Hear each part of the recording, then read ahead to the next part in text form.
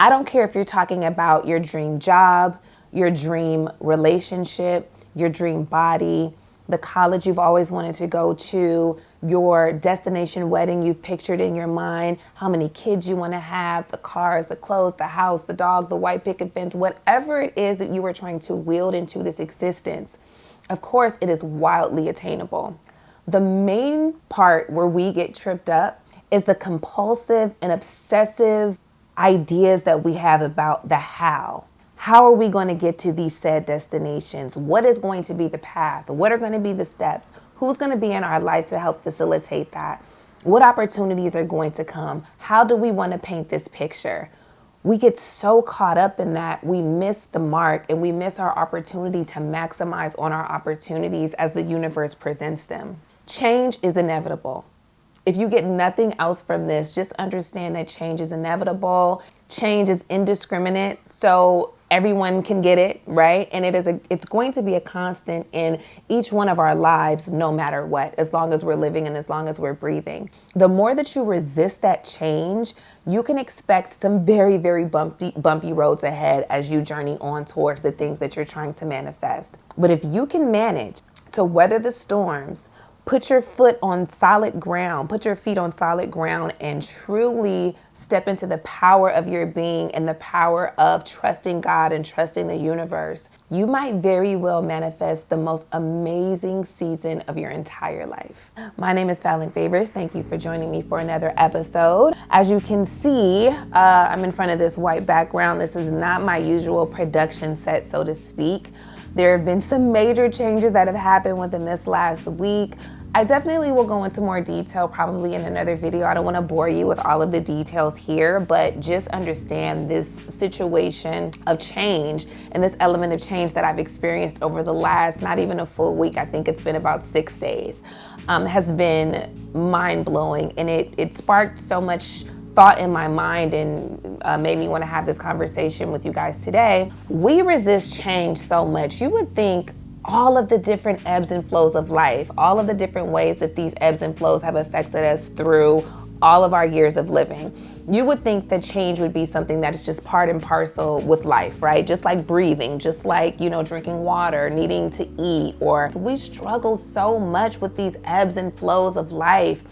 And for whatever reason, we have the arrogance to believe that we can say we want all of these different things in life. We want all of these different things to manifest for us, but nothing in our life is going to have to be shifted around and changed in order to accommodate this new life that we say that we want. No, what we want is we want our lives to stay static, to stay exactly the same, and then all of the things that we're looking to manifest to just get interjected at any given said point in time. I don't even understand in our minds how we rationalize that and make that make sense.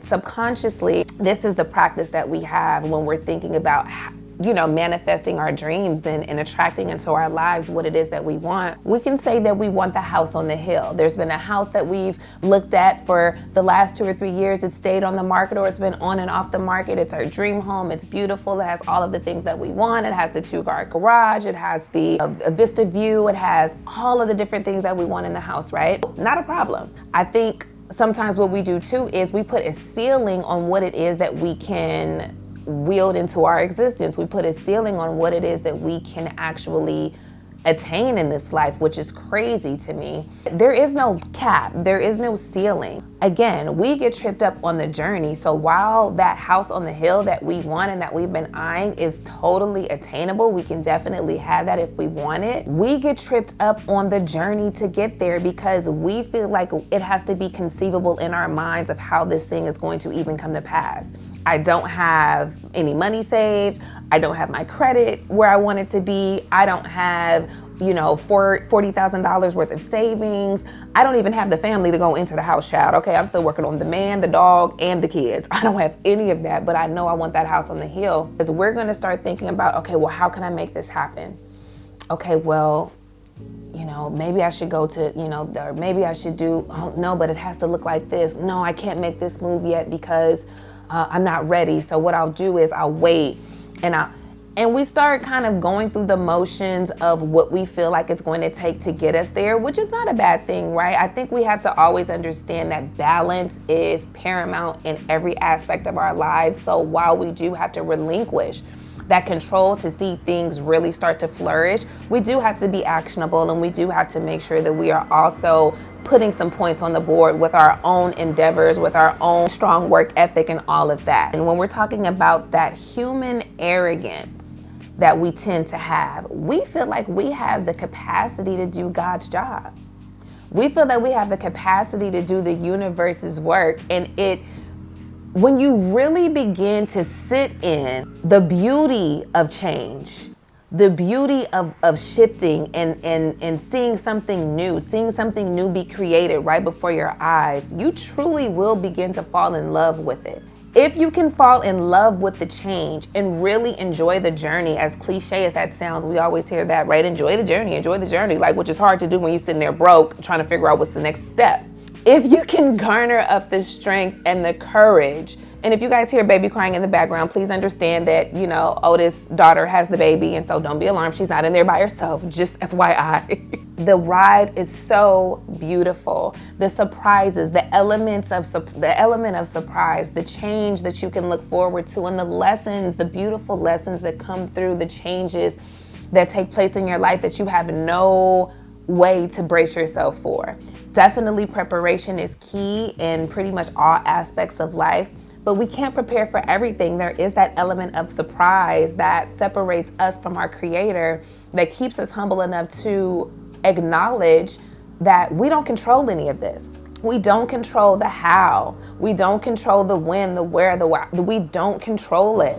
The only thing that we have control over is being the masters of our own environment, the masters of our own creativity, and painting the picture that we want in broad, big, beautiful, defined strokes, exactly as we want it to be, and then trusting that God will kind of move the pieces in order for us to be able to get to that point as quickly as possible, hopefully. So with everything that I've been through this week, it has just cemented for me how important it is just to lay back in the cut and wait for God to move. Make sure that you are as prepared as you possibly can be, but do not be so obsessed and committed to the how you're going to get to said place or said thing. And when you break it all down to the granular, this thing called life, the only thing that we can count on, the only thing we can hang our hat on in this life is change. So why not develop the type of relationship with it that you're a co-creator and co-conspirer with change, opposed to being its opposition, opposed to going against the current?